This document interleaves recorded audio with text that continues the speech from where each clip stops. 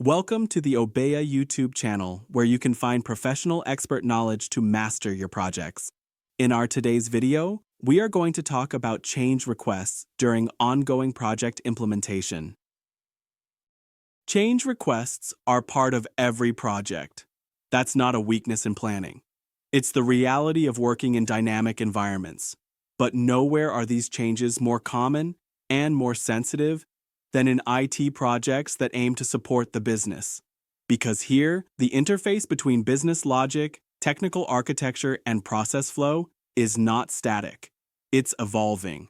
And every evolution carries risk. Risk of delay, misalignment, or rework. Unless changes are handled with care, structure, and intent. Too often, a change request is treated like a simple update. A feature needs to be adjusted, a process extended, or an exception handled differently. But behind each of these adjustments lies a deeper truth. What's being touched is not just code. It's the architecture of value delivery. That's why every change must start with a solid foundation, a clearly documented and agreed upon requirements baseline.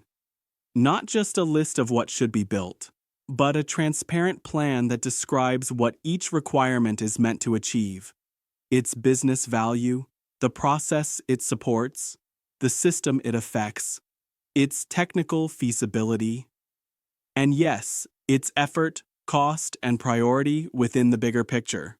If this foundation is missing or vague, then the impact of any change will be unclear, and unclear changes are where projects begin to unravel. Revisiting the requirement. When a change request arises, it must first be reviewed by the requirement's owner, the person responsible for maintaining the integrity of the solution scope. Together with the requester, they must revisit the original requirement and examine the rationale for change. Why is the adjustment necessary now? What has shifted in the business that makes the original solution incomplete or outdated? But even a good reason is not enough. The proposed change must go through the same level of scrutiny as the original requirement. That includes reevaluating its business value, its technical impact, and the potential ripple effects it might create in surrounding systems. In some cases, a full change might not be feasible, but part of it could be implemented now while the rest is deferred. This is where experienced teams think in incremental parts, delivering a working version now, and layering on complexity only when the foundation is stable. Planning the impact.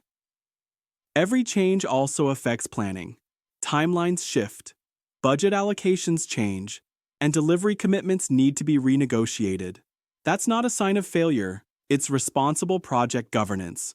But only if these shifts are made visible, agreed upon, and communicated early. And this is where discipline becomes non-negotiable. A project without clear change governance losing its shape. Features that are already in implementation cannot be casually adjusted. Once work has started, changes must either be deferred or the feature canceled, redefined, and reprioritized in a future release. The closer a feature is to delivery, the lower the chance that a new request can be absorbed into the current cycle. Change management needs leadership. That's not rigidity, that's respect. For the teams delivering, for the quality of the product, and for the structure that holds the project together. Change requests are not the enemy of progress. But poorly managed, they become the enemy of trust, clarity, and delivery speed. Good change management does not mean saying no more often. It means saying yes with structure. And structure in this context means knowing three things. What are we changing? Why are we changing it? And what is the real impact on time and budget of doing so? If those answers are clear, change becomes just another part of leadership. Not disruption, but decision-making with purpose. If you do have any question how to connect strategy, business, and IT, please do not hesitate to get in contact for a free consultation.